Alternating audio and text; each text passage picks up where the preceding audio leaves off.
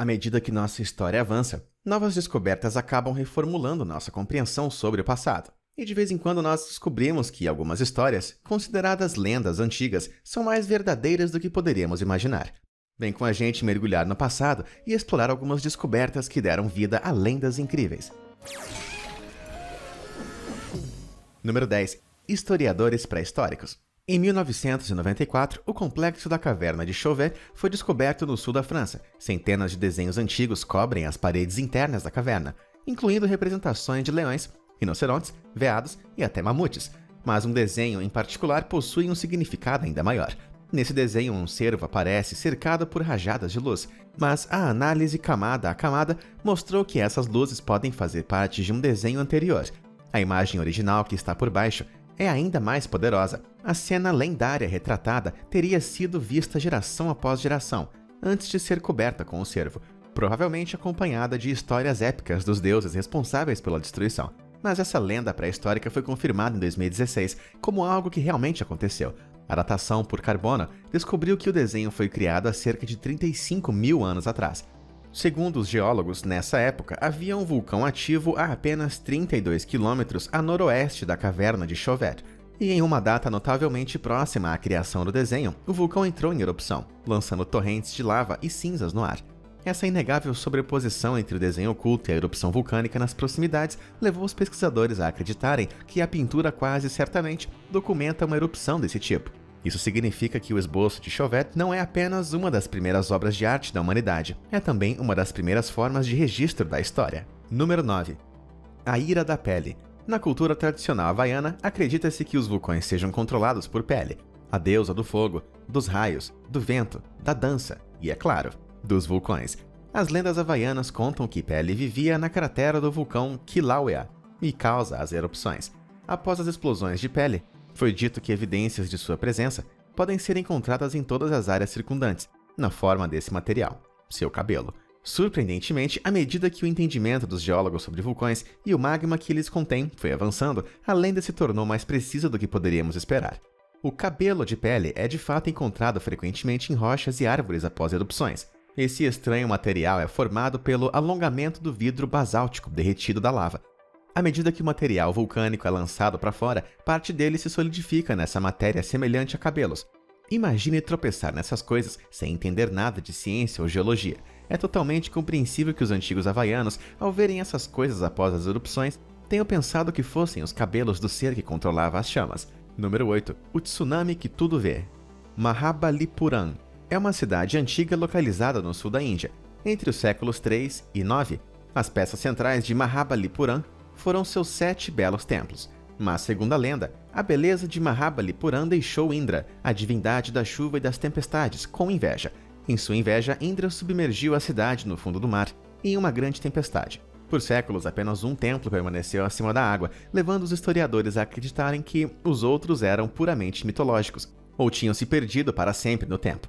Mas em 2004, o devastador tsunami do Oceano Índico retraiu a costa em quase 500 metros, e o que foi revelado reviveu essas lendas. Uma longa e reta fileira de grandes rochas emergiu da água. Certamente não se tratava de algo de características naturais. Isso tinha sido feito pelo homem. Uma inspeção mais minuciosa revelou que essas estruturas eram os restos dos templos perdidos mencionados nas lendas. Não sabemos como eles se mantiveram tanto tempo intactos embaixo d'água, embora alguns teorizem que os templos foram submersos por outro tsunami no ano 952. Se for verdade, significa que as mesmas forças naturais responsáveis por submergi-los revelariam eles novamente ao mundo um século depois. Número 7. A explosão de 7.000 anos. Antes da Austrália ser colonizada pelo Império Britânico, a cultura aborígene quase não tinha registros escritos. A maior parte da história aborígene era mantida através de tradições orais. Com um método de manutenção de registros como esse, é quase certo que as histórias vão se perdendo com o passar do tempo. Ou pelo menos é o que esperávamos. Um conto transmitido há 7.000 anos entre o povo aborígene Gugu Badum conta sobre uma explosão decorrente de um tremor no solo que deixou a terra tão quente que a Austrália ficou em chamas. Uma história semelhante conta sobre um feiticeiro diabólico que criou um poço abissal na terra, onde surgiu uma névoa nociva que deixava tudo coberto de poeira. Quem vagasse no nevoeiro nunca mais voltava. Essa névoa mortal soa notavelmente de origem vulcânica, considerando que erupções vulcânicas geralmente deixam enormes nuvens cinzas que chegam a 700 graus. O Poço do Feiticeiro se parece à caldeira de um vulcão, e a história de uma explosão infernal que cobria o chão em chamas é o clássico comportamento esperado de um vulcão. Mas a Austrália não tem vulcões ativos, então como isso pode ser real? Bem, pesquisas recentes mostraram que a Austrália era vulcanicamente ativa em um passado recente. Além disso, examinando amostras de rochas dos fluxos de lava em torno de um local específico, conhecido como Cratera Kinrara, os pesquisadores descobriram que uma grande erupção ocorreu exatamente há 7.000 anos, o mesmo período em que se imagina que o conto aborígene tenha surgido. Como o conto sugere, a erupção de Kinrara deixou uma grande cratera no chão e dissipou grandes quantidades de cinza e lava vulcânica, explicando o nevoeiro e o fogo da história. É uma loucura pensar que essas lendas orais aborígenes, transmitidas por 230 gerações, mantêm sua essência até os dias de hoje. Número 6. Terremoto da Vingança. Nas Ilhas Solomon, existe uma lenda sobre um homem chamado Horai Menu, que buscou se vingar de sua esposa por ter trocado ele por um homem da ilha vizinha, de Teoni Manu. Ele amaldiçoou Teoni Manu e convocou as forças das trevas para afundar a ilha. Horai Menu observou de longe as ondas enormes arrastarem Teoni Manu para as profundezas do oceano, matando todos que viviam lá. Mas a lenda, argumentam os geólogos, tem raízes e fatos reais. Acredita-se que Teoni Manu tenha existido há 400 anos, antes de desaparecer no mar. O geólogo Patrick Nunn teoriza que um terremoto causou o deslizamento de terra subaquático, submergindo a ilha.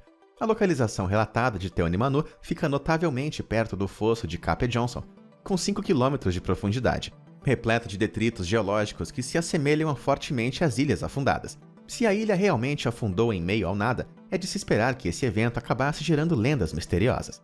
Número 5. Pergaminho dos Segredos do Egito. A construção da Grande Pirâmide de Gizé sempre esteve cheia de mitos. Muitos desses mitos estão relacionados à questão de como foram transportados os enormes blocos da pirâmide, desde a pedreira até o canteiro de obras. Realmente se tratou de um feito impressionante, que por séculos careceu de explicações científicas, até que uma descoberta em 2013 finalmente nos trouxe algumas respostas. Em uma caverna perto do antigo porto marítimo de Wadi El Jarf, a mais de 640 km de Gizé, os arqueólogos encontraram fragmentos de um pergaminho de papiro de 4.600 anos.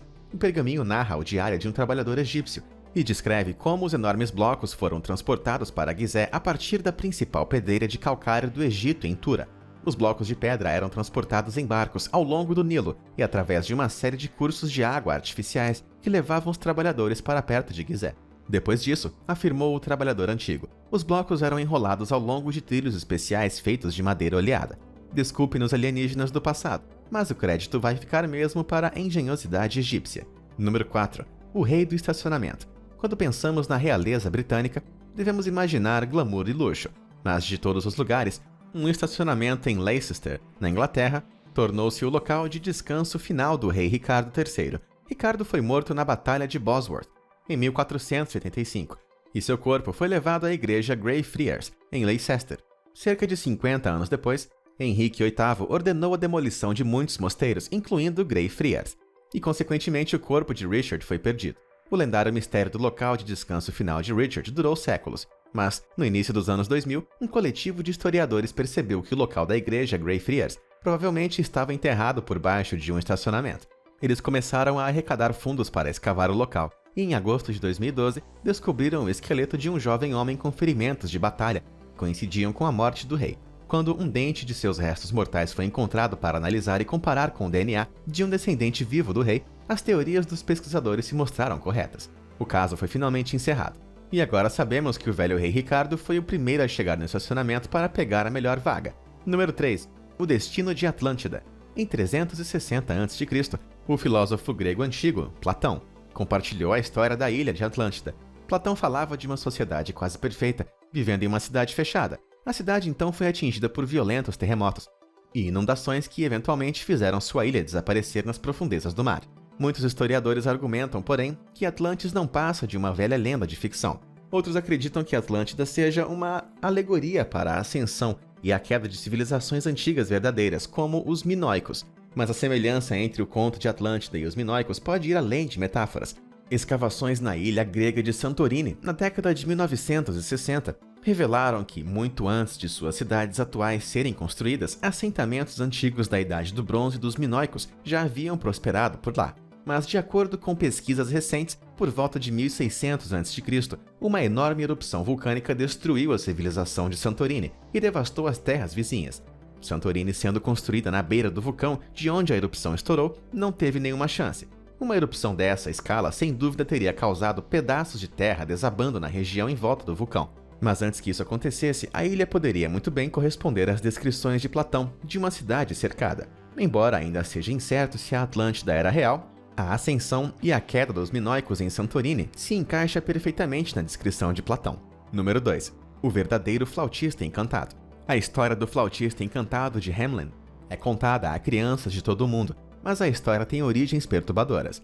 Na história que conhecemos, o flautista atrai uma infestação de ratos para fora da cidade com sua flauta mágica. Quando as pessoas da cidade se recusaram a pagar, ele se vinga usando sua flauta para atrair as crianças da cidade. Mas o pior dessa história é que ela está baseada em fatos reais, embora ninguém saiba quem foi o flautista e o que ele fez exatamente. Uma inscrição abaixo de um vitral que existia em Hamelin registra como no ano de 1284. Chegou um flautista colorido a Hamelin e levou 130 crianças para longe. Com a associação que fazem entre ratos e a peste negra, supunha-se que as crianças mencionadas fossem vítimas da praga, para a qual o flautista era uma metáfora.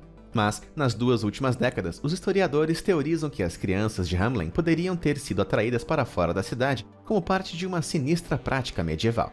Essa prática envolvia famílias que vendiam seus filhos para ajudar a estabelecer terras não reivindicadas, ou, ocasionalmente, para ajudar em guerras.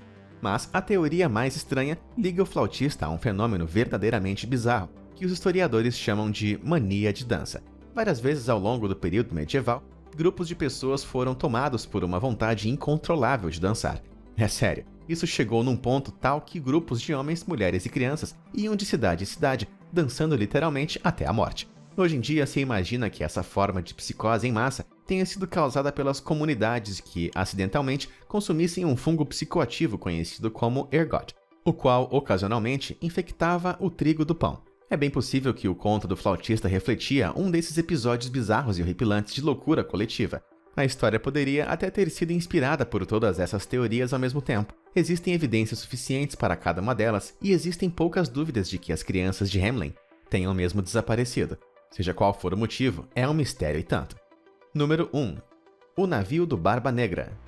Barba Negra, um dos piratas mais infames da história, tomou posse de seu navio mais famoso, o Queen Anne's Revenge, em 1717. O navio, originalmente construído para uso comercial, tinha 40 canhões e muito espaço para a tripulação. Com mais de 30 metros de comprimento, o tamanho do navio permitiu que Barba Negra aterrorizasse embarcações por todo o Atlântico. Mas, em 1718, o Queen Anne's Revenge encalhou e afundou em algum lugar ao longo da costa da Carolina do Norte. Por mais de 300 anos, a localização e o destino do navio lendário permaneceram desconhecidos, mas em 1996, depois de analisar mapas e material escrito desde o momento do naufrágio, os pesquisadores localizaram um naufrágio a cerca de 1,6 km de Atlantic Beach, na Califórnia.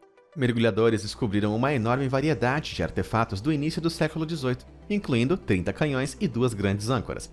Após mais de uma década de debate, em 2011 a descoberta foi finalmente sacramentada. A riqueza de artefatos provou ser suficiente para as autoridades estaduais confirmarem de uma vez por todas que o naufrágio era de fato o velho fiel do Barba Negra, o Queen Anne's Revenge. E aí, se surpreendeu com as origens reais dessas incríveis lendas da história? Conta pra gente nos comentários abaixo. E obrigado por assistir. Até a próxima!